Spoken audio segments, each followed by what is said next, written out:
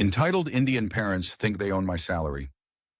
What if your parents, who already earn well, who don't have major debts, still demand your salary every month, guilt trip you with emotional drama, and tell you that you're ungrateful if you refuse? Sounds crazy? Well, welcome to the life of today's storyteller. I grew up in a very typical middle-class Indian household. My dad is a government employee, steady income, pension assured. My mom's a homemaker. We never lived in poverty. We had enough to eat, a roof over our heads, and some savings here and there. Fast forward to today, I'm working in IT, earning roughly the same as my dad. My younger brother also works in a private firm. We live in a metro city, so expenses are high, but manageable. Here's the kicker. Even though my parents are financially stable, they expect me and my brother to hand over money to them every month. At first I thought, okay, it's normal in India. Children support parents. Nothing wrong. But soon I realized this wasn't just about support, it was about control. Here's what I mean. Every month I'd transfer a big chunk of my salary to my parents, not because they needed it for food or medical bills, but because they wanted to lend it out to relatives. Yes, you heard that right. My hard-earned money, the money I sweated for in an IT job, would be loaned to some uncle or cousin who didn't even bother paying it back. And guess what?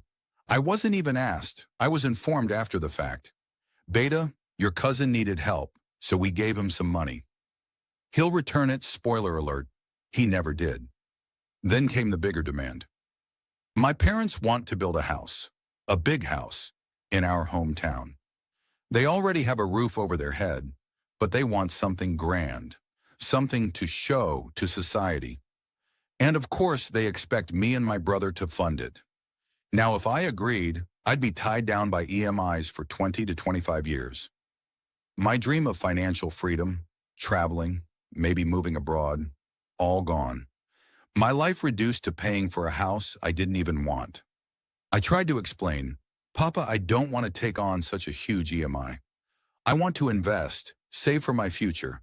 But instead of understanding, they exploded. My mom burst into tears. Do you think we're strangers? We raised you, sacrificed for you, and now you refuse to give back? My dad added his classic guilt trip line. When we were young, we respected our parents. You children today only care about yourselves. Have you forgotten Shravan Kumar? He carried his blind parents on his shoulders. And here you are, refusing to even carry some responsibility. The dramatics were Oscar-worthy. Crying, emotional blackmail, comparisons with mythological saints. I sat there confused and angry. On one side, my Indian upbringing screamed at me, respect your parents, don't disobey. On the other side, my rational brain said, this isn't fair. They're financially fine. Why should I give up my dreams for theirs? And the worst part, they dragged my younger brother into it too. See, even your younger brother gives us money without complaints. Why are you being selfish? But the truth is, my brother is just too scared to say no. He quietly transfers money every month, resenting it but never daring to argue. Of course, relatives join the circus. Word spread in the extended family that I refused to help my parents. Suddenly, I was branded as the selfish son. Uncles whispered, look at him, earning lakhs, but can't even support his parents. Aunties muttered, this generation has no sanskar. No one cared that my parents didn't need the money. No one cared that it was going into pointless loans or a vanity project house. For society, the narrative was simple. Parents are gods. Children must obey. The breaking point came one evening when my mom casually announced, we've given 2 lakhs from your savings to your cousin. He'll return it when he can. I froze. My savings, not theirs. Not our joint account. My personal savings. And they didn't even ask me. I confronted them. Why did you do this without asking me? My dad snapped, because you're our child. Your money is our money. Don't forget that one line shook me. Your money is our money. I realized in that moment that no matter how much I earned, no matter how hard I worked, I'd never have financial freedom as long as I stayed in their shadow. So I started planning quietly. I researched jobs abroad. I started saving secretly in a separate account they didn't know about. I stopped sharing my salary details. Every time they asked, "How much are you earning now?" I'd downplay it. "Oh, just the same, nothing new." They still pressure me, still guilt trip me, but I'm building my way out. When I look back now, I realize that what my parents did wasn't just normal Indian parenting, it was entitlement. Supporting parents is fine, yes, I'll never deny their role in raising me.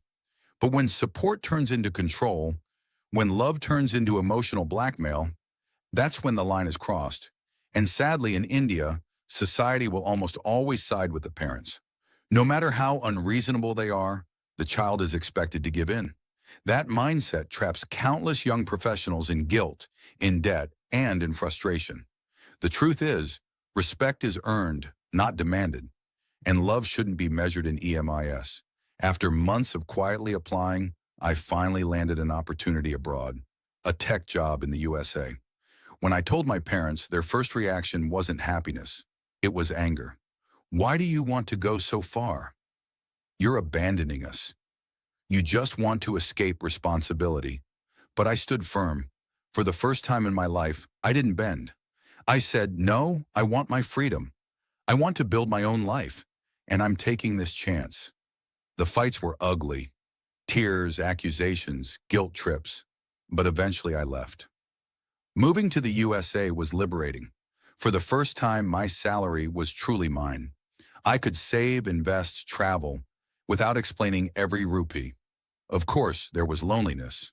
Of course, I missed home-cooked food and familiar streets. But the peace of mind I gained was priceless. I set boundaries with my parents. I told them clearly, "I will always support you in emergencies. I will always love you, but I will not fund unnecessary demands or society-driven vanity projects." It wasn't easy for them to hear, but distance helped. Calls became calmer, arguments less frequent. Now I visit India twice a year, festivals and family events. Every time I come back, relatives still gossip. Here comes the NRI showing attitude. Foreign job has made him arrogant. But I just smile. Because deep down, I know the truth. I didn't run away from family. I ran towards freedom. When I return to the US after those short visits, I feel lighter. Because I know I made the right choice. So here's my takeaway for anyone listening. Loving your parents doesn't mean surrendering your entire life to them. Helping your family doesn't mean killing your dreams. It's okay to say no. It's okay to set boundaries. And sometimes distance is the only way to find peace. So tell me, viewers, where's the line between duty and freedom? At what point does parental expectation turn into entitlement? Let me know your thoughts in the comments.